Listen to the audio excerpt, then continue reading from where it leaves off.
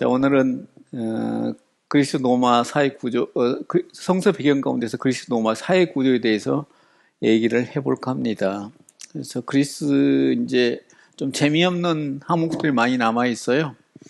사회 구조라는 것은 우리 실생활에 관한 겁니다. 그리고 다음 주에는 다른 항목을 제가 좀 준비하고 있는데 보니까 정치적인 것들이 제일 재미있잖아요. 그래서 철학 이런 것들이 좀 재미있는데 갈수록 조금 재미없는 걸로 할 것 같습니다.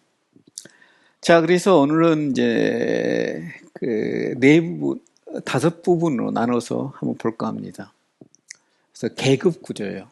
그래서 고대 사회일수록 계급이 너무나 명확했잖아요. 우리가 뭐 조선 시대까지만 해도 18세기 말년까지만 해도 우리 사회 속에서도 분명한 그 계급이란 게 있었고 양반과 쌍놈이라고 있었잖아요. 저 어렸을 때도 그런 얘기 많이 듣고 살았어요. 그 다음에 이제 그런 미국 같은 데는 그게 얼마나 심했냐면은 흑인과 백인들의 차도 따로 탔잖아요. 차도. 화장실도 따로 사용하고. 근데 영국 같은 경우는 노동자와 또 이제 그 상류계일과의 식당이 달랐다더라고요. 그런 만큼 사회마다 이런 그 계급이란 게 존재했습니다. 고대 사회에. 그래서 이게 깨지는 게 그렇게 오래된 일이 아닙니다. 사실 우리 사회만 해도 1세기가 좀 넘어갔잖아요. 그래서 이제 요즘에는 그런 이야기를 하는 사람이 우스운 어떤 상황이 됐지만은 나 어렸을 때만 해도 그 성씨 가지고도 따지고 그랬어요.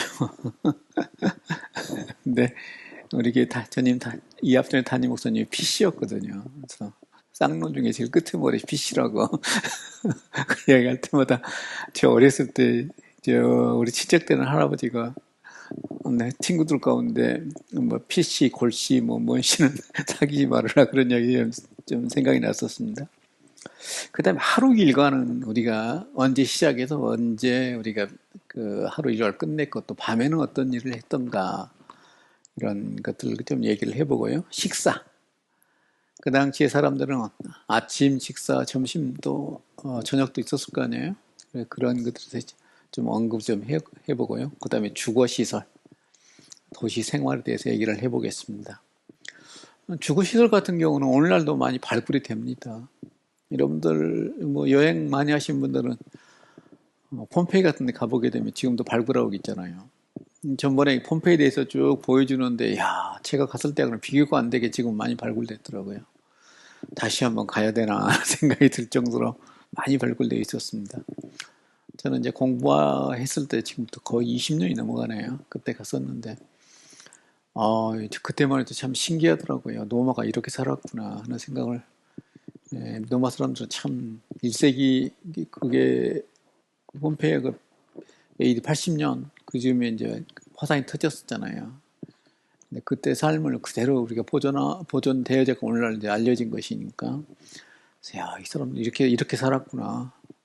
우리보다는 좀 문명으로 많이 발전된 그런 나라에 살았구나 하는 생각이 들었습니다. 그리고 이제 의복에 관한 것들. 우리가 이제 성경에 의복에 관한 문제가 많이 나와요. 예수님께서 이제 제자들을 누가복음에 보게 되면 70제자들을 보내면서 옷을 2벌 가지지 말라는 것이 있습니다. 그 표현이. 왜 그랬을까? 옷을 2개 가진다는 의미는 무엇이었을까? 오늘날 우리야 뭐 너무나 옷이 싸죠. 다 중국 덕분이라고 그래요. 옷이 싼 게. 중국에서 하도 많이 만들어놔가지고 한국에 많이 수출을 하니까 옷이 저렇게 싸다고 그럽니다. 근데 우리나라뿐이 아니라 러시아도 그런다고 그래요. 중국에서 막대하게 만들어서 러시아 옷을 보내가지고 러시아 사람도 아주 옷값이 싸다고 그럽니다. 의복에 관한 문제도 오늘 얘기를 좀 해보도록 하겠습니다. 자, 첫 번째로 여러 이제 계급에 대해서 얘기를 해볼 텐데요. 사회의 여러 계급 가운데서 그 이제 자유인이라고 그러죠. 성경에 보게 되면 신약 동서에 특별히 자유인들이 많이 있습니다.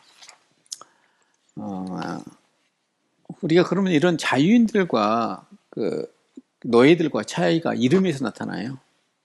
그래서 이름 보고 이렇게 분류를 쫙 해서 이 사람은 자유인이고 이 사람은 또 귀족이고. 그래서 귀족, 그 다음에 평민, 노예. 이 세 계급에 대해서는 분명하게 우리가 이름을 가지고도 신분을 알 수가 있습니다. 그래서 특별히 이제 로마서 보게 되면, 로마서 16장에 보게 되면 22명, 다 해서 27명인데 그 이름이 쫙 나오잖아요. 그래서 그 사람들이 신분이 무엇이었을까 우리가 추정해 볼 수가 있어요. 그래서 브리스글라, 아굴라 같은 사람들, 또 그 다음에 이제 27명에 대해서 쭉 분석해 놓은 책자가 있을 정도로 고대 시대의 이름에 따라서 그 사람의 신분을, 어떤 태생이 있는가를 알 수가 있다는 것입니다. 우리도 그러잖아요. 옛날에 보게 되면은 참 어려운 사람들 이름이 뭐 개똥이, 소똥이 뭐 이런 것도 있었어요. 1난이, 2난이, 3난이 막 그랬고. 이름을 왜 그렇게 지었나 모르겠어요. 아무튼 그런 이름 같은 걸 통해서 알 수 있다는 거고. 그래서 귀족과 평민 간의 차이는 참 컸습니다. 이 1세기 당시에. 그래서 이제 귀족 같은 경우는 공화정이 창설됐을 때, 이 로마 사회가 맨 처음에는 이게 이제 왕정이었었어요. 조그마한 왕정이었죠. 생각을 해보세요. 로마 도시 지금도 가보면 조그만하잖아요. 구 로마 도시 그러면. 거기에 이제 도시국가처럼 거기에 조그마한 왕정이었는데, 이게 이제 좀 발전해 가면서 공화정으로 바뀝니다. 그리고 나서 다음에 우리가 신약 시대에 들어와 다시 또 왕정으로 바뀌어가는 과도기예요. 그래서 우리가 신약 시대에 했던 로마를 완전한 왕정이라고 표현하기도 그렇고, 그렇다고 아니라고 하기도 좀 애매합니다. 그래서 그런 시대의 어떤 삶을 우리가 지금 얘기하고 있는 거죠. 그래서 이제 귀족이란 것은 공화정이 창설됐을 때 원로원 의원을 지낸 사람들이란 거예요. 원로인이란 것은 이게 로마가 멸망할 때까지 존재하는 기구입니다. 그래서 이건 없어지지 않았어요. 그래서 로마의 중요한 결정들은 이제 원로원에서 하게 되죠. 근데 평민들과 원로원 간의 서로 갈등이라는 게 늘 로마 시대는 있어 왔어요. 그 다음에는 제정시대 때는 황제와 이 원로원의 갈등이 좀 심했죠. 그래서 암살이 많이 일어나고 그랬던 것이 원로원들이 황제한테 이렇게 반란을 할 때는 군대를 동원하기보다는 암살을 많이 사용했던 것 같아요.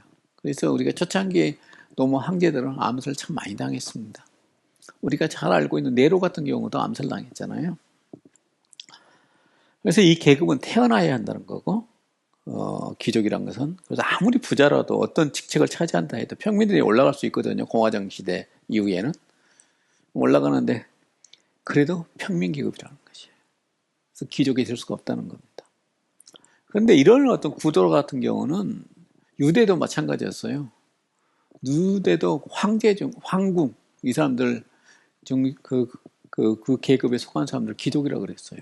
그래서 늘 고대의 어떤 문헌 보게 되면 귀족과 평민을 나누는 그런 구도가 존재하고 있습니다. 그래서 이제 평민들이 이제 힘이 세지고 수가 많아지고 그러니까 압력으로 점차 관직이 평민에게 개방되어 가지고 귀족과 평민의 결혼도 가능하게 되었다는 것이에요. 그래서 이제 이것에 대해서 이걸 가지고 우리 성경을 어떻게 해석할 것인가에 대해서 문제가 좀 야기되고 학자들 간에 논란이 있기도 합니다. 그 대표적인 것이 우리가 사도행전과 고린도서신 그리고 로마서에 나오는 브리스길라와 아굴라예요. 우리가 사도행전 18장에 보게 되면 이게 브리스길라 아굴라를 설명하면서 아굴라의 부인 브리스길라가 나오거든요. 근데 항상 성경에서 사도행전도 그렇고 고린도전서도 그렇고 로마서도 그렇고 근데 이제 순서가 좀 바뀐 것도 있지만 항상 브리스길라가 먼저 나와요. 근데 이름을 조사해 보게 되면 브리스길라는 이름은 귀족에서 왔습니다. 로마의 귀족. 근데 아굴라는 천민에서 왔어요. 그래서 원래 노예였는데 해방된 노예. 이 정도입니다. 그러다 보니까 어떻게 귀족과 천민이 결혼할 수 있느냐. 노예 출신인데 더군다나 그 집안이. 그런 결혼이 가능했겠느냐. 근데 우리가 이제 목사님들은 주 안에서는 가능하다.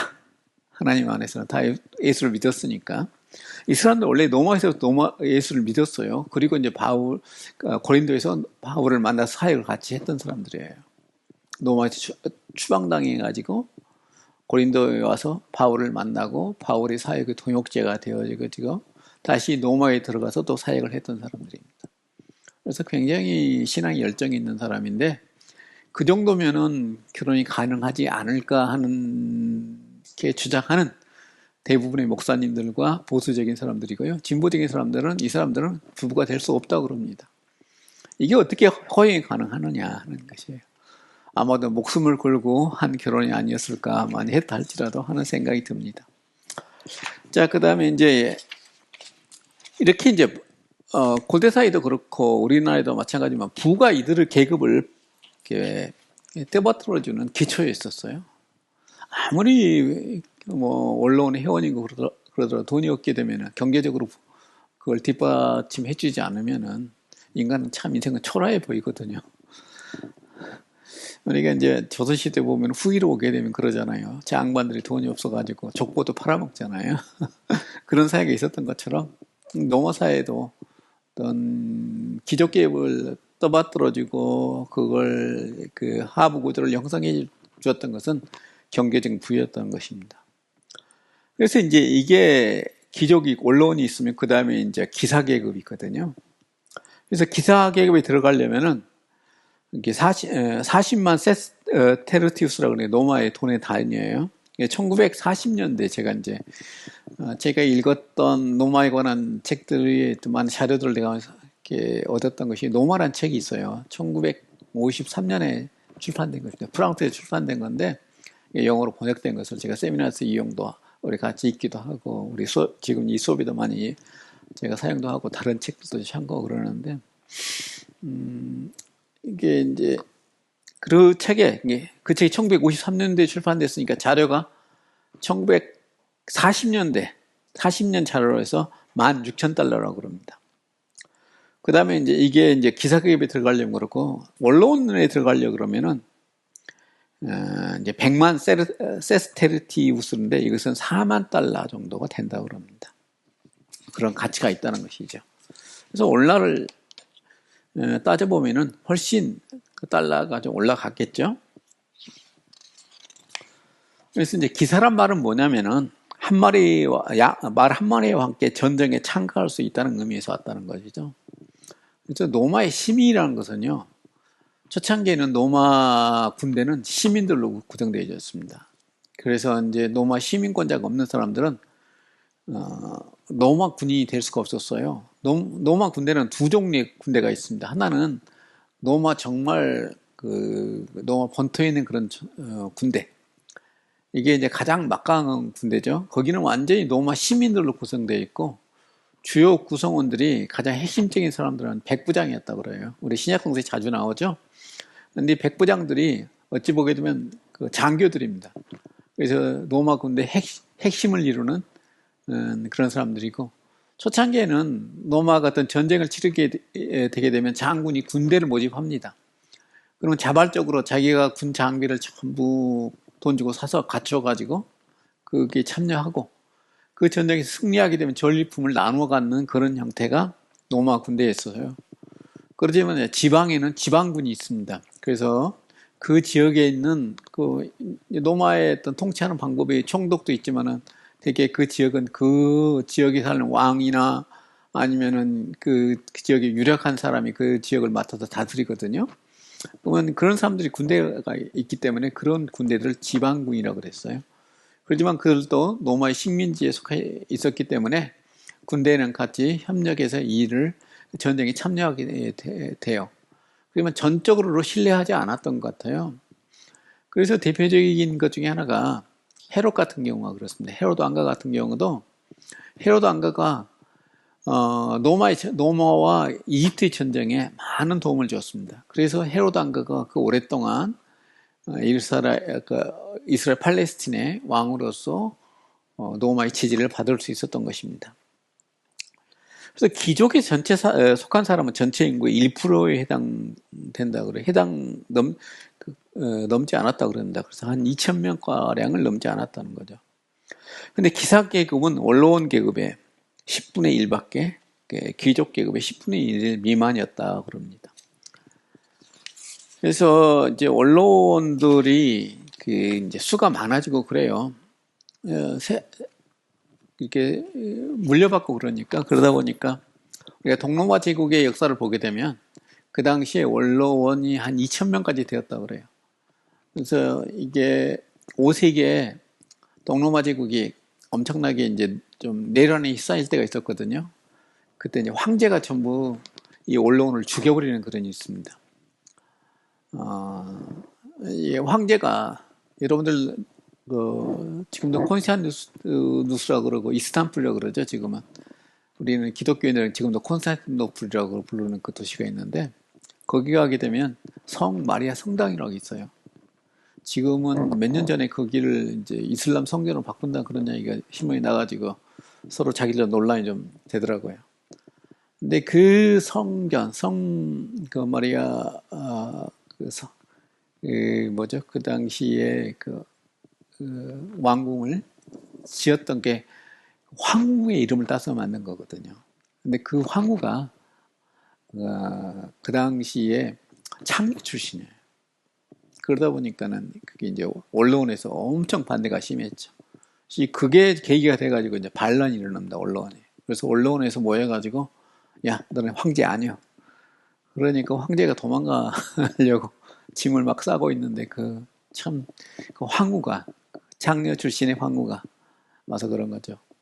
왕이시여, 지금 어디로 가시려고 그럽니까? 그랬더니, 아니, 당신도 빨리 짐 싸라고 도망가야 된다고. 우리 지금 폐위당했다고. 그랬더니, 황제시여, 당신이 입은 그 옷을 왜 벗습니까? 그것이 이것은 가장 아름다운 관복일 수가 있어요. 간에 들어가는 옷일 수가 있습니다.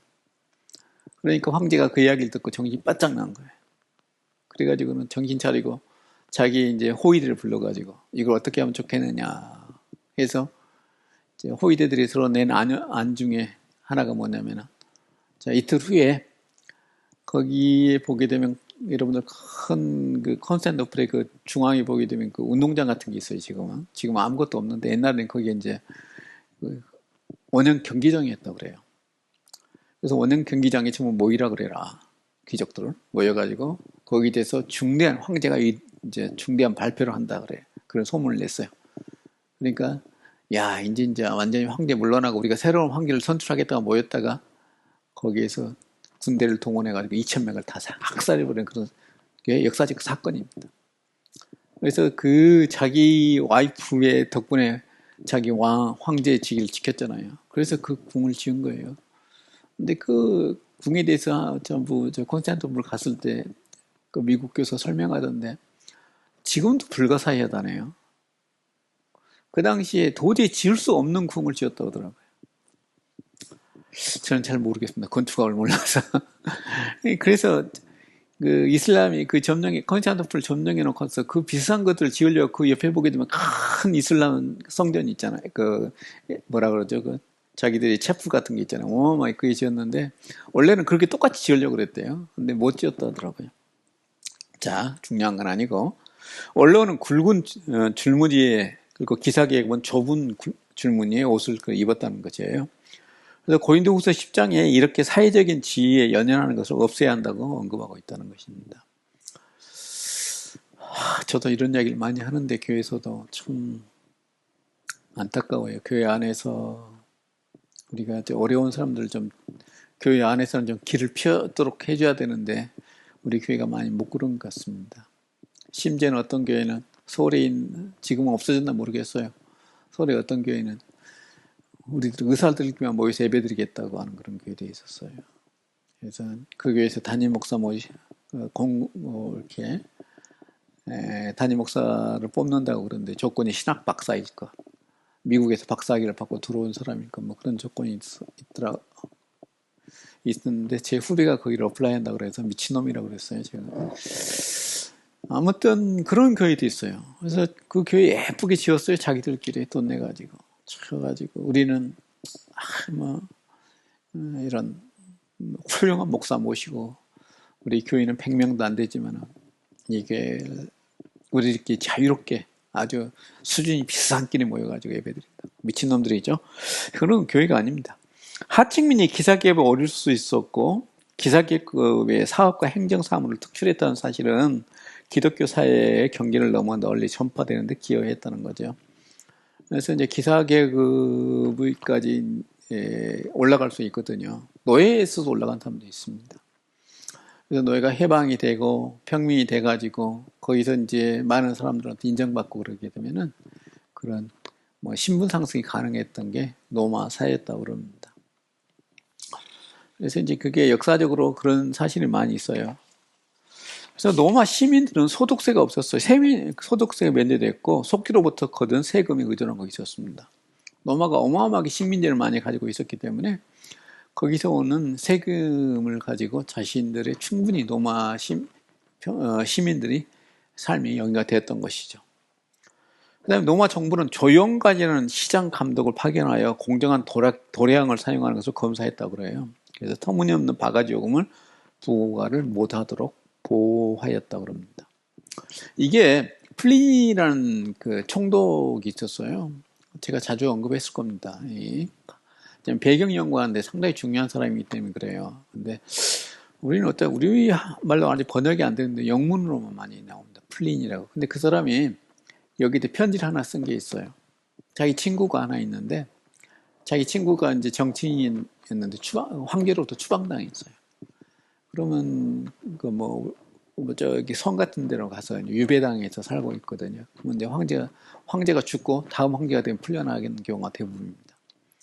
근데 어느 날 자기 친구가 이제 거기에 추방당이 있었다고 하면 아는데 아주 친한 친구였는데 시장에 갔다가 그 친구가 만나게 된 거예요. 근데 거기서 풀려나가지고 병들고 옷은 초래하고 그런데 손에 고기를 들고 있다는 거 시장에서 어시장에서 산 고기를 너무 반가워지고 껴안고 몇십 년 만에 만나니까 너무 좋아서 서로 얘기하는데 야 근데 이게 뭐냐 그랬더니 내가 아까 저 시장에서 샀는데 그 당시에 20데나리온이라는 것은 뭐냐면은 노동자가 20일 동안 일해서 얻는 돈이거든요.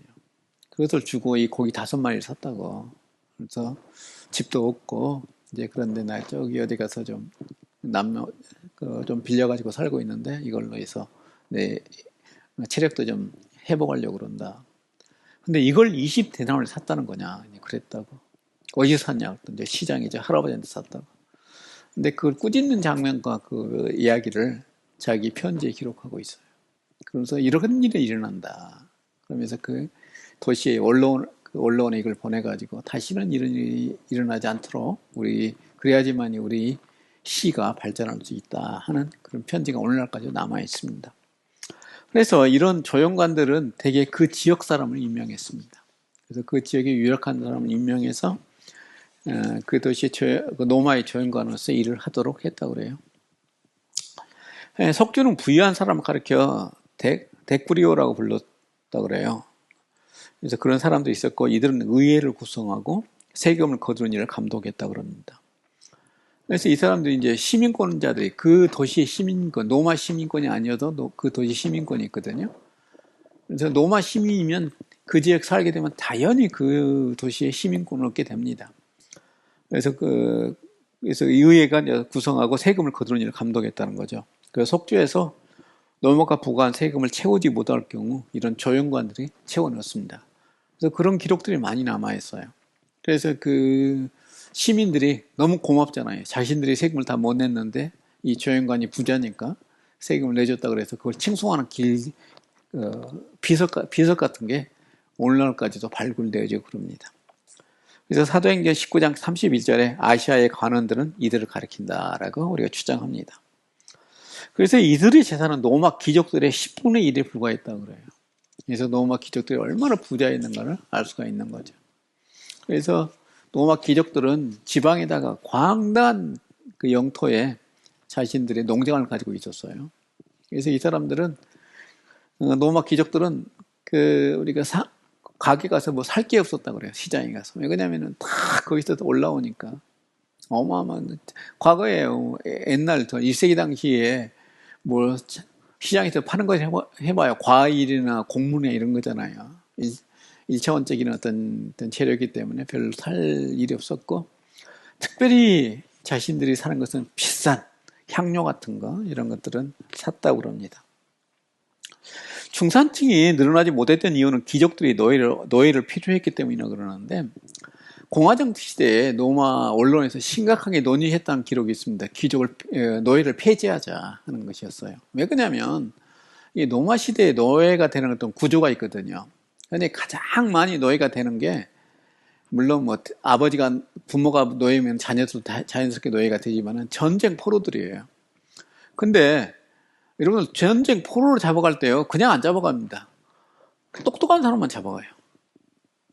아니, 그 지역의 황제, 그 가족들, 그 다음에 귀족들, 공부 많이 한 사람들, 그좀 잡아가요. 그러니 그 지역에 힘을 못 쓰죠. 다음에 반란을 못 일으키거든요. 그거 잡아가다가 노예를 삼아버린 겁니다. 그 노예들이 얼마나 똑똑하겠어요. 그래서 귀족 집안의 교사들은 전부 노예 출신이었습니다. 그래서 철학자들도 여기서 많이 나와요. 이 노예들 중에서. 왜 그러냐면 이 사람들 신분 자체가 자기가 노예가 되기 이전에는 굉장히 높은 지위에 있던 사람들이 대부분이거든요. 그래서 어떤 노예들이 의사들도 많고, 그 다음에 교사들, 철학자들, 그 다음에 시를 이렇게 짓는 그 문학인들도 되게 많습니다. 그렇지만은 자신들의 노예가 노마 사회 인구의 3분의 1이 노예였거든요. 그래서 이게 많이 없어지게 되면 자신들의 삶이 유지가 안 된다 그래서 계속 존속했던 것입니다. 고대 사회에. 그래서 올라오는 거는 사업을 하는 것이 법으로 금지됐다 그럽니다. 그래서 원래 땅이 많고 그러니까 원래 그걸 상속되잖아요. 그러다 보니까 그런 필요가 없었다고 그래요. 그래서 그 다음에 거액의 돈이 그때 당시에 이동하는 것은 결혼과 유산 상속이었다고 그래요. 유산은 당연히 부모가 자녀한테 물려주는 거니까요. 근데 결혼할 때 여자들이 집창금을 가지고 왔습니다. 이게 큰 돈이었다고 그래요. 그래서 노마의 정치인들이 결혼한 이유 중에 하나가 뭐냐면은 이 집창금을 얻으려고 결혼을 하게 됩니다. 근데 이혼하게 되면 이거 다시 물려줘야 돼요. 그래서 기록에 보게 되면 자기 와이프하고 이혼하고 싶어도 이 지창금을 못 돌려줘가지고 이혼을 못했다는 그런 기록이 있습니다. 그래서 부자의 수입은 가난한 자의 1700배나 되었다 그럽니다. 이건 사회에 큰 문제가 되죠. 한국은 좀 덜 하는데요. 미국은 제가 한 10년 넘게 살았는데요. 어마어마하게 차이가 납니다. 세상에 집 앞에 비행기도 세워져 있어요. 경비행기가. 시골로 가게 되면. 저 보스턴행 같은 데 엄청나게 그 땅값도 비싼 데인데 교회로 나가잖아요. 어마어마하게 부자예요, 부자. 부자가 우리가 뭐 한국은 상상을 못할 정도로 부자예요. 집에 안에 비행기가 2대 서 있고 활주로가 따로 있고 집 안에. 여기서 입구에서 집 안까지 들었는데 자동차로 20분 정도 걸리고 이렇게 살거든요. 근데 거기에 그 사람들, 제가 보스턴에 가서 저희 집사람 때문에 보스턴에 가서 조금 머물렀는데 올해는 안 머물렀고 거기 사람들과 얘기해 보니 그러더라고요. 여기는 뭐 시내 사는 사람들은 가난하고 밖에 나가야지만 부자라고, 교회로 나가야지만. 제가 겨울에 좀 가 있었는데 너무 추워가지고 뭐 교회를 돌아보지 못했는데 그러더라고요. 저기도 집이고 저기도 집인데 저 집 안에다 비행기 한 대씩 서 있다고. 마당에 활주로예요, 활주로. 경비행기 활주로. 그건 저희 뉴올리언스도 마찬가지거든요. 저기 시골로 내려가게 되면 집 앞 비행기가 써 있어요. 나는 그게 모형인 줄 알았어요, 맨 처음에. 설마 저게 굴러다니는 비행기 아니겠지, 하늘 날지 않겠지 그랬더니 심지어는 그 비행기장 옆에 비행기장이 따로 있어요. 비행기를 그때 세워놓습니다. 집에 안 가져고 거기다 세워놓고 거기 주유소도 있어요. 비행기에다 기름 넣는 것도. 나 처음 봤어요. 와, 참 무슨 이런 나라에 있나 싶은데, 그래서 미국은 이 부의 차이가 어마어마하게 커요. 그래서 그 자본주의의 어떤 캐피탈이라고 그러죠, 미국이. 그러니까 부유한 사람과 가난한 사람 차이가 너무 크다는 거죠. 그러면 사회가 불안하게 되죠. 그래서 미국 사회가 불안한 거예요. 조금 이따 얘기하겠지만, 한국이 행복한 줄 아세요? 가난한 자들은 공동주택, 공동우물, 정부로부터 식량 공급을 받았다고 그래요. 이것도 초창기에는 못 받았어요. 조금 흘러가면서 사회가 이제 너무 혼란스럽고 그러니까 이제 뭐 전쟁 나고 그러게 되면 이제 그 난민들이 노마시로 몰려오거든요. 근데 그 사람들 위해서 부자들이 맨 처음에 자기들이 돈을 냈어요. 근데 이게 제도화돼서 특별히 정치인들이 정부의 기관을 만들어가지고 구제하는 그런 일을 했다고 그럽니다. 노마는 2세기 초에 와서 고아들을 지원하는 제도를 만들었다고 그래요.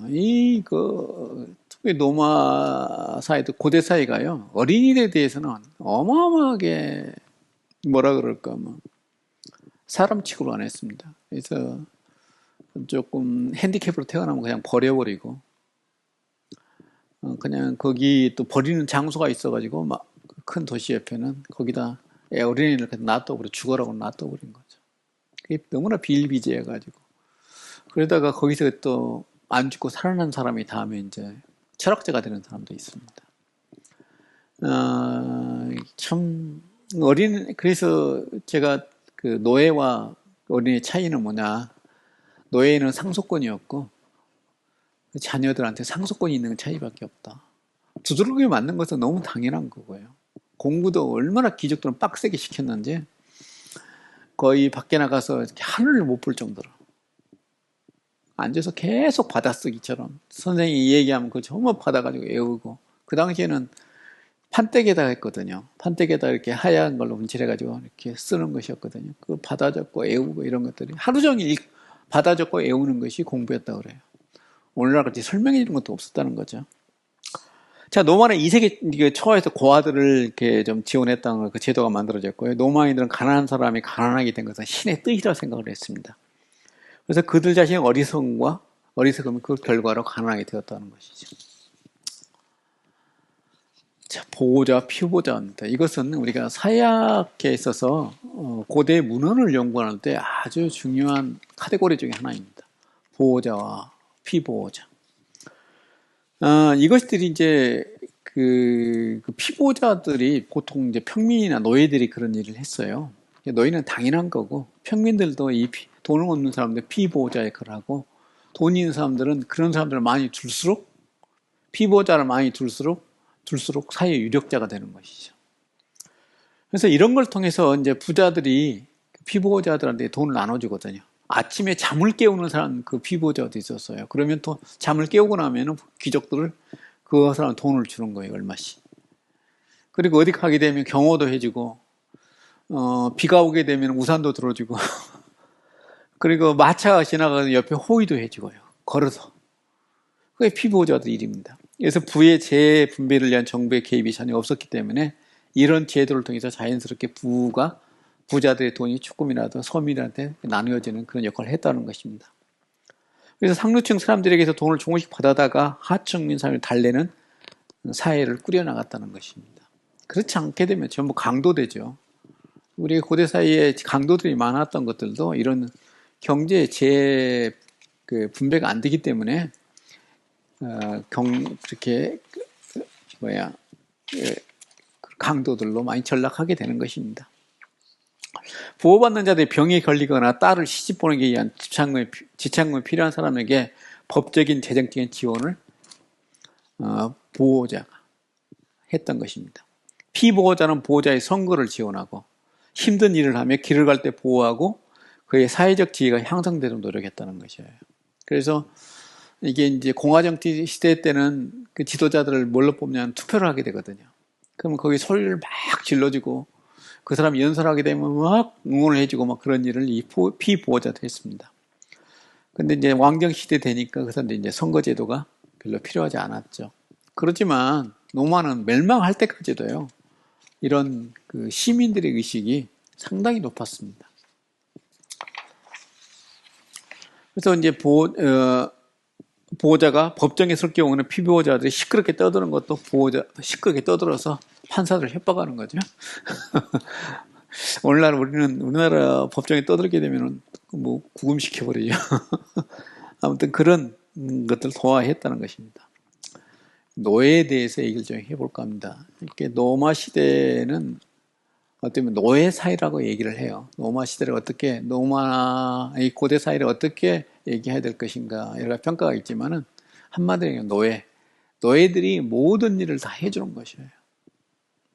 그래서 이제 스파르타카스 같은 경우 보게 되면 전쟁이 일어나잖아요. 노예들과 로마의 제7군단과의 전투가 벌어져서 노예들이 완전히 도륙당하는 사건이 있었습니다. 어마어마하게 숫자가 죽게 되죠. 영화도 되고 그랬었는데, 그만큼 노예들이 불만이 쌓일 수밖에 없는 그런 사회 구조였죠. 그러냐면 노예들이 교육을 상당히 많이 받는 사람들이거든요.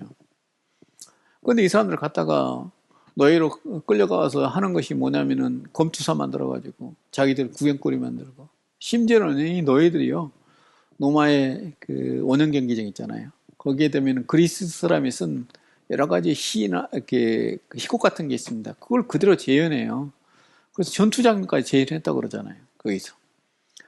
근데 우리가 이제 그 당시에 역사가들 기록을 보게 되면은요, 진짜 로마 사람이 잔인해요. 성적으로 그 쾌락을 맛보는 거예요. 그래서 어떻게 했냐면은 수관을 시켜요. 나귀와 인간을 갖다가 노예들을 갖다가 수관을 시키고 그걸 즐기고 그 여러 사람들 앞에서 우리가 입을 다물 수 없는 그런 것이 있었습니다. 그게 중독이 심하다네요. 그래서 기독교인들도 그걸 기독교가 되고 난 다음에 5세기 초여까지도 거기에 동원돼 가지고 감독들이 그걸 질타하는 그런 문헌이 오늘날까지 전해집니다. 그래서 로마에서는 노예와 주인이 동일한 인종이어서 인종이 같았어요. 우리가 미국 같은 경우는 인종이 다르잖아요. 백인들과 흑인의 차이가 있지만은 로마는 인종이 같았습니다. 해방 노예에게 시민권이 주어지는 것은 일반적인 관례였다고 그래요. 근데 노예들은 반드시 총독이 해방하는 선언을 해야 됩니다. 그게 또 로마의 법이었어요. 그러다 보니까 총독한테 많은 권한을 줬는데 노예 해방권이라는 게 있습니다. 그래서 이제 제가 노예에 관한 그런 그 그리스 시대 쓴 그리스 문헌들을 쫙 모아놓은 게 있어요. 노예에 관한 것들만. 그래서 그걸 가지고 한번 읽어본 적이 있는데 어떤 감독이 자기가 이제 노예가 있었어요. 기독교 감독이었는데. 근데 그 감독이 총독한테 쓴 편지가 오늘날까지 전해지고 있어요. 그게 뭐라고 했냐면은 원래 이 자기의 어떤 교회 하찮은 일을 시키려고 허드레 일을 시키려고 노예를 하나 돈 주고 샀는데 그런데 이 노예가 우리 집에 와서 기독교인이 되었다는 거예요. 근데 형제인데 어떻게 형제를 노예라고 부를 수 있겠느냐. 그래서 총독한테 편지를 써서 이 노예를 해방시켜달라는 그런 편지가 오늘날까지 남아 있습니다.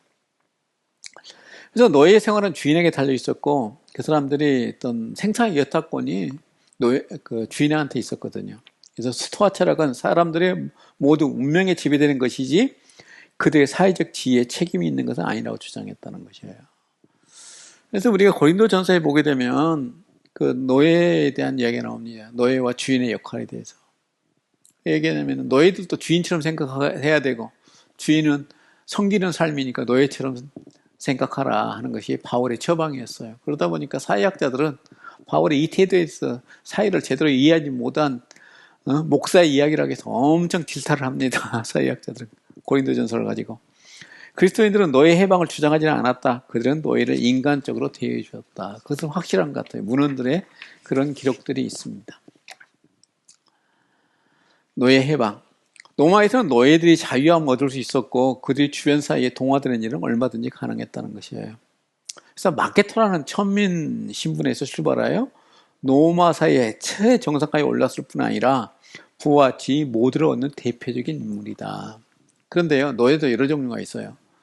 우리가 고린도전서에 보게 되면 황제의 어떤 그 노예들이 이야기가 나옵니다. 황제 노예들은요, 귀족들과 결혼할 수가 있었습니다. 그래서 우리가 이제 신약 성서에도 나와요. 벨릭스라는 사람인데 이 사람은 원래 황제 노예였습니다. 근데 황제 노예 같은 경우는 돈도 어마어마하게 많이 벌 수가 있었어요. 왜 그러냐면은 로마의 재정을 다 좌우하는 그런 노예들도 있었거든요. 황제 노예들 같은 경우는. 그래서 총독까지 되는 그런 경우가 있었고요. 그래서 그런 사람들 중에서 최고위층까지 올라갈 수 있었던 거죠. 그래서 이제 노예 해방은 노예에서 얻을 수 그런 어떤 길이 있었다는 거죠. 그래서 노예들도.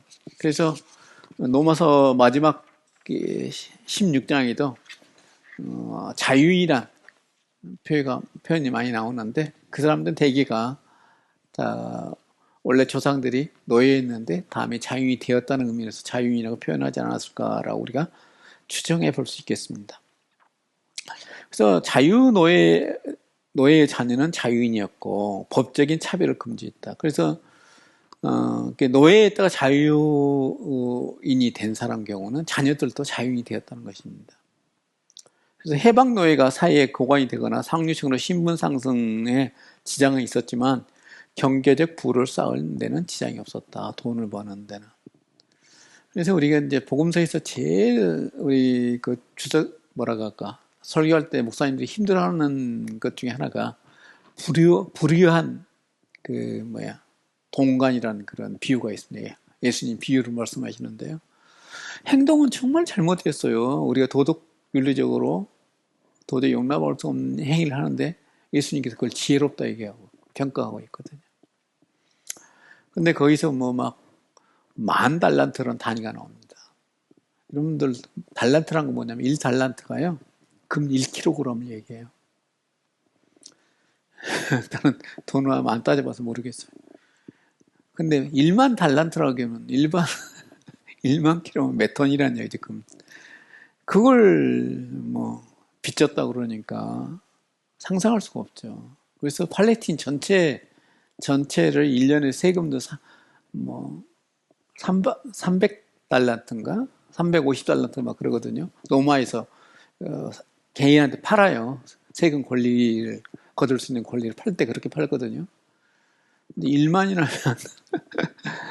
로마가 아마 황제 밑에서 재정을 담당한 노예였으면 그게 가능하지 않았을까. 저는 그런 생각을 좀 해봅니다. 아무튼 그래요. 예수님 그 비유를 사용하시거든요. 1만 달란트라.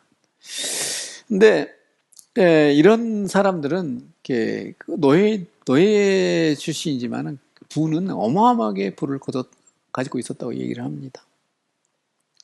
근데 1세기 중년 이마저 폐지되었고 클라우디우스 황제가 이제 폐지하는데 기여를 했어요.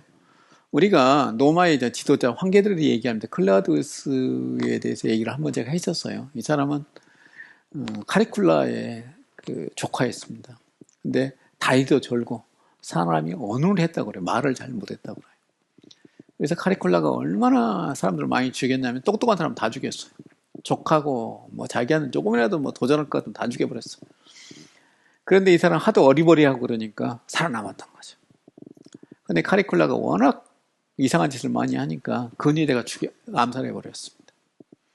그리고는 이제 언론들이 야 이제 드디어 저 악독한 카리쿨라가 죽었으니까 우리 다시 공화정으로 돌아가자. 너무 이게 재정을 하니까 너무 힘들다. 그랬는데 근위대가 안 된다 그럽니다. 왜 그러냐면 왕이 없는 근위대는 아무 의미가 없잖아요. 그래서 이 클라우디우스가 이제 왕이 막 죽고 궁정이 혼란을 할 때 커튼 뒤에 숨었다 그래요. 왕궁에 그런 커튼이 많이 있을 거 아니에요. 그 뒤에 숨어 있는데 그걸 잡아다가 왕으로 근위대가 앙쳤습니다. 근데 이 사람이 그렇게 어리버리하고 말도 잘 못하고 다리도 절고 이런 사람이 왕이 되니까 얼마나 행정을 잘했던지 아주 중요한 법들을 어마어마하게 만들어 놓습니다. 이 사람이 제2간에. 근데 이 사람이 독살을 당해요. 조카하고 결혼해가지고. 조카가 자기가 이미 다른 남자와 결혼했는데 이혼하고 자기 삼촌하고 결혼한 거거든요. 원래는 로마 사회가 이렇게 삼촌하고 결혼 못하게 돼 있었는데 카리쿨라가 이 클라우디우스가 바꿔놨어요. 법을 바꾸고 자기 조카하고 결혼했어요. 근데 자기 조카는 그 나이 먹은 삼촌하고 뭐하러 결혼했겠어요. 자기가 네로 황제 어머니였는데 자기 아들을 황제시킬 욕심으로 결혼한 거죠. 그래서 결국에는 독살해버립니다. 클라우디우스 황제를. 그런 역사가 있을 클라우디우스 황제예요. 또한 이 사람이 그렇게 어리버리한 그런 시절을 보냈지만은 결국에는 로마의 아주 중요한 일들을 많이 해놓고 떠난 사람입니다. 그 다음에 이제 도망간 노예에 대한 중재 기록이 그 플리니 편지에 나와 있습니다. 자기 친구가 노예가 자기한테 도망왔어요. 그게 성경에도 있습니다. 어디에요? 여러분들 다 우리가 이제 신약 성경에 보게 되면 바울이 쓴 편지 가운데 한 장짜리가 있어요. 빌레몬서요. 빌레몬서 한 장짜리잖아요. 거기에 보게 되면 빌레몬한테 자기 오네시모라는 그 노예 자기한테 자기가 만나게 돼서 기득권이 됐는데 이걸 용서해주려는 편지잖아요. 도망갔는데. 그 비슷한 일이 플리니 편지도 나옵니다. 그래서 어떤 사람들은 플리니가 바울 서신을 창구했느냐, 바울 서신이 바울이 쓰지 않고 후대에 플리니 서신을 가지고 이렇게 기록했느냐, 그렇게 모방이 썼느냐 하는 그런 주장이 있습니다. 자유주의 신학자들한테. 그렇지만 바울 신학과 너무나 빌레몬서는 안에 있어 신학에서 유사하기 때문에 우리가 그걸 바울이 쓴 것을 썼다는 것을 부인할 수는 없는 거죠. 자, 여자들입니다. 인구조사에 포함되지가 않았어요. 여자들은. 그래서 개인적인 이름도 없었습니다. 그래서 아버지 이름 뒤에다가 헬라어도 그렇고 이 라틴어도 그렇고요. 명사, 형용사에는 성이 있어요. 성이 있어요. 남성, 여성, 중성이 있어요. 근데 아버지 이름은 남성일 거 아니에요. 거기다 여성 어미를 갖다 붙입니다. 웃기죠. 헬라에서 이제 S 이런 아스 이렇게 붙이거든요. 남자에도 오스 이렇게 붙이는데 헬라어 좀 공부하신 분들은 알 거예요. 그러지만 거기다가 여성 명사를 붙이고 딸의 이름을 삼는 거예요. 근데 왕정치하에서 사회적 지위가 향상돼서 남편 사위에 남편의 삶을 물려받기도 했다고 그래요. 그래서 상당히 역사적으로 이렇게 힘 있는 그런 와이프도 있었습니다.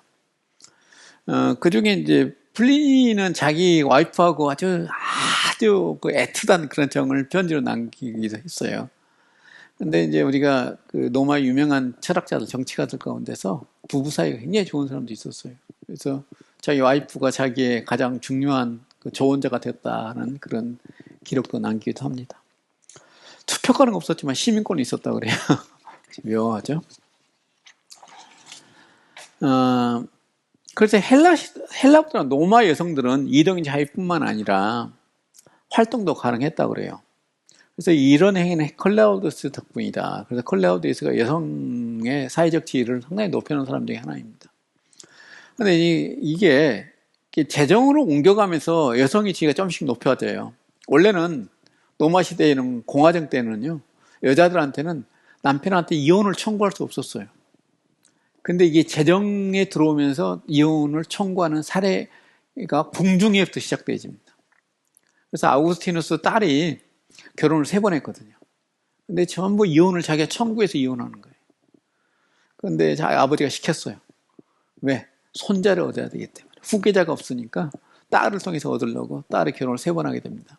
그래서 손자를 둘 얻었는데 다 죽었죠. 어려서 죽었다고 그럽니다. 그래서 자기 그 사위를 갖다 왕자리를 물려주는 그런 일이 있었던 거죠. 로마에서는 교육 기회도 가졌고요. 남편 모두 사망했을 경우 가까운 친척의 보호를 받았다고 그럽니다. 그래서 키케로 같은 것은 부인 재산을 관리하고 장문의 편지를 보내기도 했다고 그래요. 키케로가 이게 이제 유배당하는 그런 상황 속에서는 그 재산 관리를 부인이 했다고 그럽니다. 근데 우리가 이제 오늘 우리 사회도 문제가 되는 것 중에 하나 동성애잖아요. 동성애에 관한 문제도 여자들 어떻게 돼 있는가 하는 것들이 그리스와 로마의 차이가 많이 납니다. 그래서 이제 동성애에 대해서 얘기할 수 있는 기회가 있을지 모르겠지만 동성애는 원래 그리스 사람들이 했던 행위 중에 하나예요. 그래서 우리 지난주에 플라톤 얘기했죠. 플라톤의 저자 가운데 여러 국가론도 있고 그렇지만 향연이라는 그 초창기 서신이 있어요. 그게 이제 소크라테스가 주인공인데 거기에 보기에는 소크라테스가 동성애 하는 장면이 나옵니다. 오늘날 보면 동성애예요. 근데 그 당시에는 그냥 자연스러운 것이었어요. 그래서 소크라테스가 그 당시에 그 그리스 아테네의 가장 부잣집에 초대받아 가거든요. 근데 술을 마시고 연회가 끝난 다음에 거기 이제 미소년을 보내주죠. 그리고 잠자리를 같이 하라고. 그게 동성애죠. 그래서 이제 이런 것들이 그리스 사람들한테는 자신들이 인간 이해가 로마 사람랑 좀 달랐어요. 그러다 보니까 동성애가 그리스에서 아주 편만하게 보편적으로 행해졌다고 그럽니다. 남자가 아내를 맞이하는 것은 딸 하나를 맞이하는 것 같다 그러는데 이게 왜 그러냐면요. 로마 시대에는 나이 차이가 많이 났습니다. 결혼에. 보통 20살 정도 차이가 났다고 그래요. 그러다 보니까 딸이죠. 20살 차이 나면. 그래서 딸 하나를 맞이한다는 그런 표현이 나왔던 거죠. 그래서 로마 법 아래서는 팔레스틴을 제외한 지역에서 이혼 소송이 가능했다고 그래요. 그래서 이혼에 관한 그 파피루스 기록들이 오늘날까지도 우리가 발굴되어지기도 합니다. 그래서 어떤 사람은 자기 그 상당히 유력한 이집트에 있는 거기에서 발굴된 파피루스 보게 되면 자기 남편을 협박하는 이야기도 나와요. 너 내가 원하는 대로 민회 가서 투표 안 해주면은 너 이혼한다고. 그런 기록이 파피루스에 전해지기도 합니다. 아무튼 오늘날도 고고학적 발굴 통해 그게 나오니까 야 여자 이런 센 여자 있었구나. 이혼이 상당히 그 고대 사이에 그것이 이제 우리가 AD 5세기경이 기록된 걸로 추정하거든요. AD 5세기 이집트에서 여자가 남편을 협박해서 이혼할 수 있었구나 하는 생각이 들 정도입니다. 어떤 때는 자기 남편한테 편지 쓴 가운데는 내가 원하는 것을 안 들어주면 죽어라 하는 편지도 있어요. 그래서 내가 요즘에 자꾸 신문이나 뉴스에 나온 거 보면은 오늘 우리나라 대통령 와이프만 힘이 센 게 아니라 고대에도 그런 사람들이 되게 많았다는 것을 알 수가 있습니다. 그 다음에 경기장이 검투사로 출전하기도 했다는 그런 기록은 있는데 우리가 이렇게 여기도 논란이 많습니다. 여자가 어떻게 검투사가 될 수 있느냐. 이 검투사는 보통 노예가 되는 거거든요. 노예가 이제 검투사 되게 되면 거기서 최종 승리자 한 사람은 자유인을 만들어줘요. 그리고 노마에서 그 경기가 끝나고 나면 최종 승리 다 죽어요. 나머지는. 거기서 50명이 나오면 50명에서 한 명만 살아남는 거예요. 죽을 때까지 싸우는 거거든요. 거기서. 그런데 그 사람은 이제 그 행진을 해요. 올개간을 쓰고 쫙 행진한. 그래서 우리 갔을 때 가이드가 설명하더라. 여기서 여기까지 행진했을 것이다. 얼개간을 쓰고. 그리고 마지막에 이 사람 자유를 선포해 주는 거거든요. 그리고 거기에 그 검투사에 그 땀방울까지 팔았다 그래요. 여자들이 그 귀족들 그걸 사갔다 그럽니다. 그래서 그 아니 영웅이 되는 거죠. 거기서 살아남은 사람은. 근데 여자들이 이걸 했다는 것을 우리가 그렇게 주장하는 사람도 있고, 아니 이건 그냥 기록만 있을 뿐이지 정말 시제는 안 했을 것이다. 이름도 없고 그런데 하는 그런 주장이 오늘날까지 학자들까지 논란이 있습니다. 자, 하루 일과입니다. 우리가 해 뜨고 해 질고 해 뜨면 사람이 일어나고 해 지면 자는 것. 이것은 자연 스케줄이라고 그럽니다.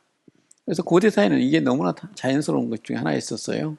오늘날 같이 전기불이 들어와서 저녁에도 화려한 게 아니기 때문에 등불을 켜잖아요. 그러다 보니까 해 뜨면 사람이 일어나고 해 지면 자는 것. 이게 고대 사회의 특징 중에 하나입니다. 그래서 하층민들은 아침 이른 시간에 6시죠. 노마에는 이것을 첫째 시간이라고 그랬어요. 그래서 보호자를 깨우는 일로 일과를 마쳤다는 거죠. 아까 얘기했죠. 피보호자가 보호자를 깨우게 되면 돈을 받았다고. 작은 돈을 받았어요. 그래서 거기서 밥도 먹고 그 돈도 받고 나왔다고 그럽니다. 그래서 관공서는 오전에만 문을 열었다고 그래요. 그래서 11시. 그래서 노마시로 5시, 11시 이래가지고. 그리고 오후 되게 되면 바로 닫아버리고 그랬다고 그럽니다. 사도행전 19장 9절에서 두란노에서 바울이 5시까지, 11시부터 10시까지, 오후 4시까지 가르쳤다고 그러죠. 그 다음에 이제 정오가 되면은 사람들이 점심을 먹고 낮잠을 잤다고 그래요. 그래서 이제 관공서 같은 문 안 열리게 되면 관리들이 잠자는 시간이라고 생각을 했다고 그럽니다. 근데 이게 오늘날도 여러분들 프랑스 가면 그런 얘기 많이 듣잖아요. 휴가 떠나버리고 한 달씩 가버리고. 제가 저기 한번 집사람이랑 어디 여행 가자고 해서 여름에 여행 간 데 있었는데 거기 호텔에서 호텔 직원이 그런 얘기 하더라고요.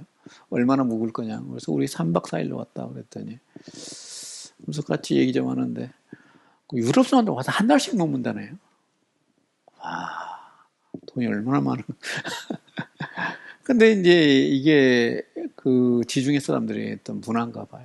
노마시도 마찬가지였습니다.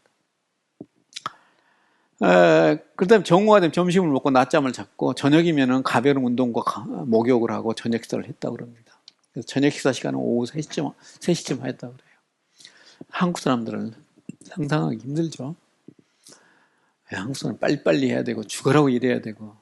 그래서 한국은 이렇게 해서 지금까지 빠른 속도로 성장해 왔는데 잘 모르겠습니다. 그래서 혹시 여러분들 유학 가게 되면 미국 교수들이 한국 사람들을 좋아하는 이유 중에 왜 그러냐면 일 맡겨놓으면 그냥 죽어라도 빨리빨리 끝내기 때문에 그런 거예요. 제가 공부 끝나고 사범학 연구소에서 일했는데 공부할 과정 가운데서 교수가 졸업 안 시켜주려고 그러더라고요. 1년만 더 해라고. 같이 미국 애들 일해보면은요. 미쳐버리겠더라고. 답답해가지고. 저희들은 2시간 되면, 뭐, 이틀 할 거잖아. 하루에 끝내고, 하루 쉬면 좋을 것 같은데, 애들은 그냥 와가지고, 커피 마시면서 한 2시간, 농담 따먹게 하고, 또 2시간 후에는 이제, 한 시간 정도 하는 것 같아요. 그리고 점심 먹고, 또 거기서 연구소에서 커피 마시면서 놀다가, 오후에 한 2시간 하고, 집에 가버리거든요. 언제 일 끝나겠어요. 근데 이게 연구소란 것은, 앞에서 이제 처음에 일하는 사람이 있고 중간에 그걸 받아가지고 다시 정리하는 사람이 있고 마지막에 컨펌하는 사람은 세 부류로 나눠 있었거든요. 근데 제가 컨펌하는 일을 했는데 마지막에 앞에서 못 주는 거예요. 언제까지 주게 돼 있는데. 그래서 나 교수 찾아가서 나 이거 못 하겠다. 그래서 왜 그러냐고 그러더라고요. 얘들이 일을 안 한다고. 연구소가 난리 난 적이 있었어. 이거는 교수가 야, 너 졸업하지 1년만 졸업 미뤄달라. 같이 이거 프로젝트 끝내놓고 한국 나가라고. 내가 끝내놓으면 여기 필리핀에 신학교 있거든요. 거기 교수를 추천해줄게. 내가 추천만 하면 거기 필리핀 교수로 간다면. 아이고. 그래서 나는 와이프 한국 나갔는데 이번에 졸업 안 하고 더 머무르면 이혼하자 그런다. 교수가 아무 소리 못하고 사인해 주더라고요. 아무튼 그렇습니다. 이게 여러분들 미국 사람들이 일을 열심히 하는 거 절대 아니에요. 거기 가서 일해보게 되면 아주 그냥 질려버립니다. 근데 뭐 뉴욕 같은 데 가면 일 열심히 한다는데 그건 돈을 너무 많이 주기 때문에 그래요. 금융가에서 일하게 되면 어마어마하게 돈을 주더만요. 뭐 어떤 아는 사람 자기 아들 거기 투자자인데 들어가자마자 1억씩 받는다더라고요. 뭐 연봉이 천만 불이라고 그러고 어떤 사람은 미친놈들이지. 자, 그 다음에 공휴일이 황제가 제정한 공휴일에는 모라카 극장 쇼로 보냈다는데요. 이게 노마 사람들은요 1년 절반은 놀고 사는 것 같아요. 황제가 마음대로 정하는 것이에요. 오늘 공휴일이다 그러면 너희들만 일하고 그냥 힘이나 노는 것이죠. 사도행전 20장 7절 8절까지 보게 된 늦은 저녁 시간은 아주 특별하고 이상하게 여겼던. 그래서 저녁 식사는 보통 3시면 끝났다고 그럽니다. 식사, 아침 빵 한 조각, 물 저녁에 먹다 남은 음식으로 때웠다는 거. 보통 사람은 그래요. 음식은 밀, 귀리 등이 있었고 가난한 자들은 보리가 주시겠다고 그럽니다. 그래서 점심 역시 초락이 그지없었고 여러 도시에는 간단한 음식을 먹을 수 있는 가게가 있었다고 그래요. 폼페이 간 사람들은 거기 하면 꼭 그 소개하는 것 중에 하나가 거리 있죠. 거기 보게 되면 마차가 지나가는 거리. 야, 그게 막 돌이 다 파여가지고 이렇게 쭉 있더라고요. 근데 거기 골목에 뭐가 있었냐면은요, 가이드가 여기는 패스트푸드점, 오늘날 맥도날드 같은 게 있을 거로 추정되는 거 있고, 그 옆에 보게 되면은 그 매춘부들이 사는 데도 있고, 이쪽으로 보게 되면은 뭐 목욕탕도 있고 그러더라고요. 뭐 그 당시에 패스트푸드점이 있었더라고요. 길거리에서 빵을 구워서 파는 그런 곳이죠. 그래서 이제 폼페이오 가게 되면 여러분들 이제 그런 것들을 볼 수가 있습니다. 1세기에 그게 있다는 게 좀 우리하고 좀 다른 문화죠.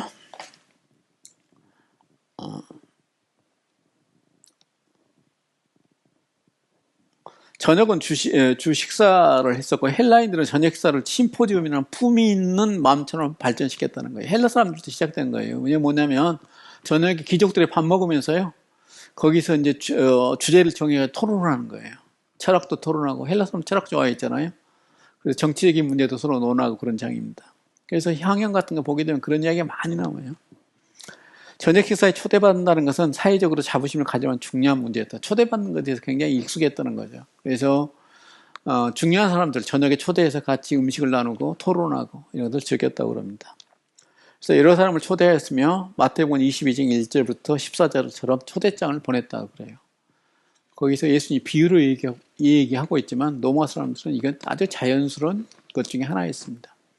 초대받지 못한다는 것은 굉장히 자기가 어떤 취급, 그 사람으로서 어떤 존귀한 대접을 못 받는다 그래서 굉장히 화가 나는 일이었다고 그럽니다. 그래서 그 당시에 로마 시대에 읊었던 여러 같은 그 시 같은 게 있거든요. 거기 되면 이런 이야기가 자주 나옵니다. 오비디라고 여러분들 그 한국말로도 번역도 나와 있죠. 그 시에 그런 이야기가 많이 나옵니다. 초대하는 사람은 초대받기를 기대하고 있었고 노예들이 손을 씻어주고 발톱을 손질해 주었다고 그래요. 음식은 질로 손님을 차별했다 그럽니다. 그래서 존귀한 사람들한테는 아니 같이 앉혀놓고 그런 거예요. 같은 연회장에서 같이 식탁에 둘러앉거든요. 디귿자입니다. 제가 그것도 그려줘야 되는데. 그래서 노마의 그 식사 자리는 이렇게 디귿자예요. 그래서 주인이 여기 앉아요. 그리고 여기에 자기가 친한 사람들이 앉고, 여기에는 초대한 사람들이 여기에 하고 이렇게 앉고, 여기에는 아는 사람들은 그것도 중요한 초대받는 사람들. 여기에는 디귿자 이 중에는 뭘 좀 별로 중요하지 않은 사람들 초대해요. 그러면 그 음식이 여기는 가장 좋은 음식, 그 다음에 여기 2등급 음식, 상등급 음식이 차려집니다. 참 고대에서 이것 때문에 막 불만이 있어가지고 시도 쓰고 막 그런 게 있습니다. 그래서 이제 음식의 질로서 손님들을 차별했다는 것이죠. 그래서 존경받는 사람에게는 좋은 음식을, 다른 사람이 2등급 음식을 대접했다고 합니다. 그래서 고린도전서에 보게 되면 우리가 고린도전서에서 뭘 얘기하냐면 우리는 그 당시에 이제 성찬식 가지고 문제가 되잖아요. 그래서 바울이 차라리 그러려면 성찬하지 말라 그러거든요. 왜 그러냐면은 고린도 사대 문화였어요. 그래서 자기들은 거기는 이제 고린도 교회는 두 가지 문제가 있었지만은 먼저 온 사람이 다 먹어버려가지고 음식을 먹어버리고 늦게 온 사람도 굶고 가고 그게 문제 있고, 두 번째는 뭐냐면 집에서 음식을 해왔거든요. 초대교회가. 그러다 보니까는 부잣집 사람들은 좋은 음식 해오고 가난한 사람들은 그냥 하찮은 음식 해가지고 그걸 먹었거든요. 근데 고린도 지역이나 노마 지역에서 어떻게 했냐면 주인이 다 차려주는 그런 문화였어요. 근데 차려주면서 차별대우하는 거예요. 그 차별대우가 교회 안에서 일어나니까 바울이 그걸 질타했던 것입니다. 교회 안에서 음식 가지고 차별하는, 차라리 성찬을 하지 말아라. 예수님 주일날 했거든요, 고린도 교회가. 근데 예수님을 찬양하고 예수님을 예배드린다는 곳에서 그런 일이 일어나느냐 하는 것입니다. 저녁 만찬 떠들썩한 난장판이었지만 다 그런 건 아니라는 거죠. 황제들 가운데서 도미테안 같은 경우는 또 이걸 싫어해가지고 아주 단순하게 식사 대접을 했다고 그러네요. 식사하는 자세가 비스듬히 누워서 있었어요. 제가 아까 이렇게 그렸죠. 이런 디귿자의 형태라고.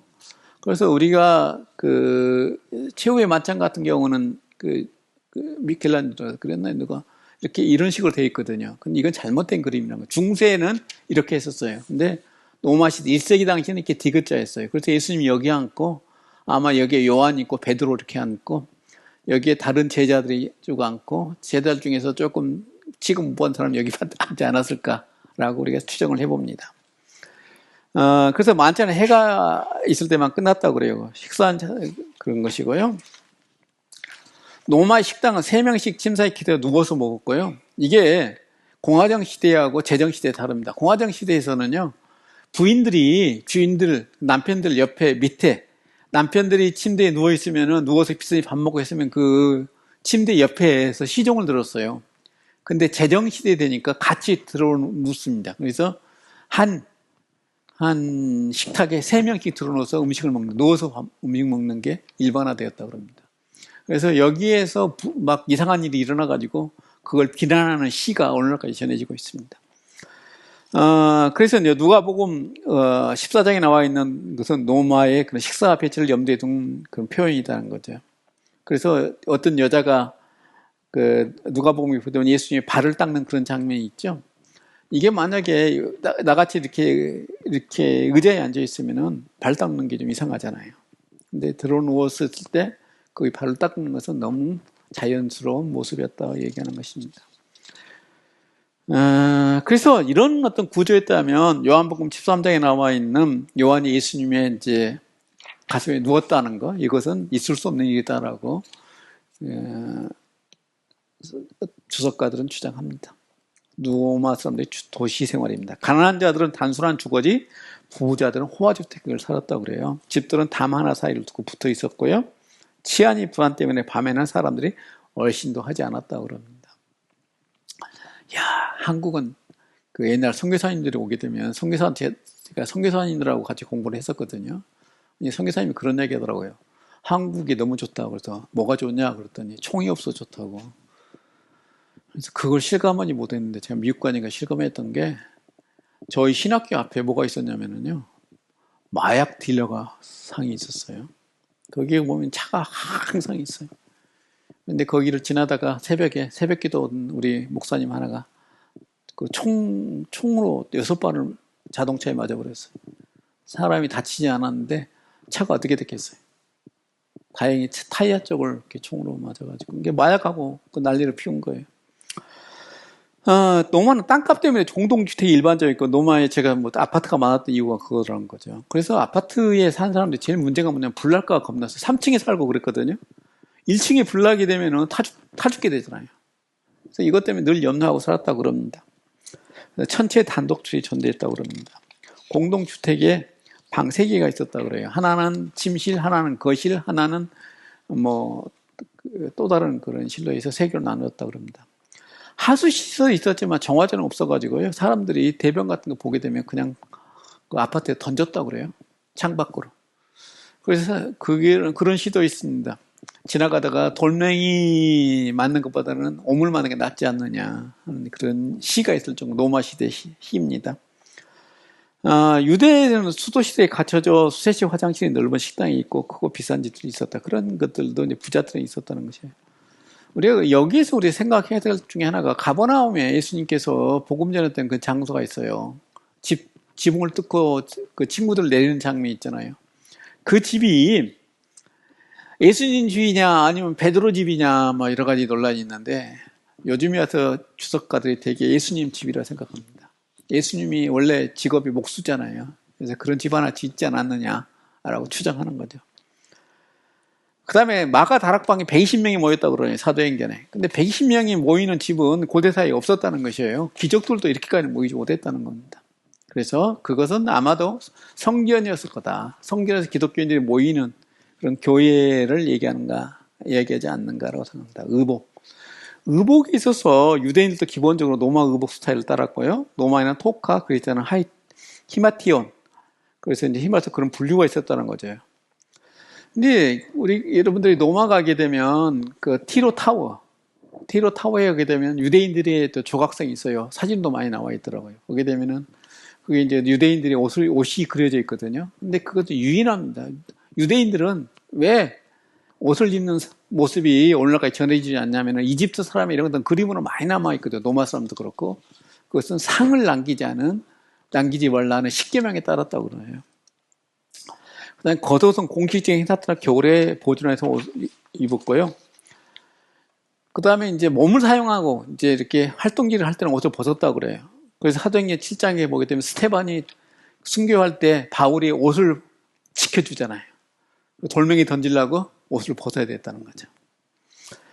그 다음에 겉옷이 너무 비쌌기 때문에 먹이탕에 분실되게 됐고요. 디모데 후서에 보게 되면 4장 13절에 디모데에게 바울이 겉옷을 가져오려고 얘기를 합니다. 그다음에 부자 이해는 겉옷을 두 벌 이상 소유하지 않았다고 그래요. 그래서 옷이란 것이 오늘날 우리가 생각하는 것처럼 그렇게 하찮은 것이 아니었다는 것입니다. 그 다음에 이제 가벼운 옷에 인스투스가 있었고요. 로마인들은 이 옷을 투니카, 헬라인들은 키톤으로 따라 붙였다는 것입니다. 그래서 마태복음 5장 40절에 그런 데는 것은 옷이다. 그래서 여자들은 옷으로보다 화려한 스톨라가 있었다는 거죠. 로마 사람들은 바지를 입지 않았어요. 그래서 우리가 영화 같은 게 보게 되면 치마 같은 거 입잖아요. 근데 야망인들은 바지를 입었다 그래요. 그래서 오늘날 다 야망이 됐죠. 그래서 남자들이 바지를 입는 게.